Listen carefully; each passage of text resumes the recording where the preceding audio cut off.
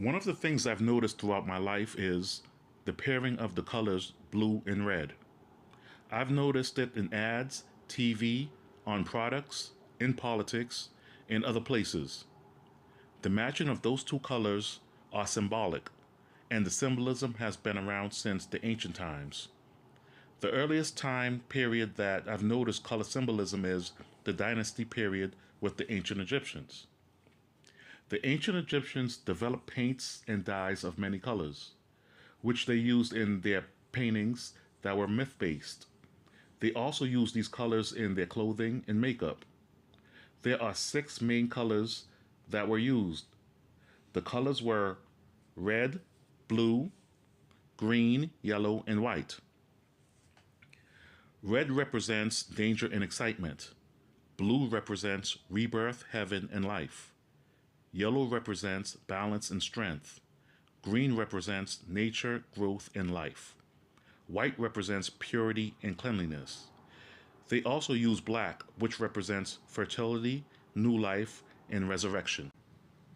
The ancient Egyptians also used the symbolism of colors in the representation of the characteristics of their gods. That was just an overview of the color symbolism in ancient Egypt. Now, getting back to red and blue. In Freemasonry, red represents sacrifice and struggle, and blue represents divination, wisdom, and perfection. It's all about duality. That's why they use the symbolism of Jachin and Boaz, the two pillars on the porch of Solomon's temple. Sometimes the pillars are colored red and blue in pictures to show balance. The pillars are mentioned in the Bible in 1 Kings chapter 7 verses 18 to 21. The idea of red and blue representing balance and duality is shown in the movies like The Matrix, where the red pill represents truth and the blue pill represents believing the lie.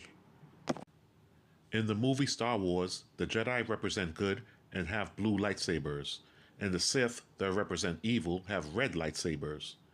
In Greek philosophy, Plato believed that red represented the passionate, irrational part of the soul, meaning emotion, and blue represented the rational, intellectual part of a person.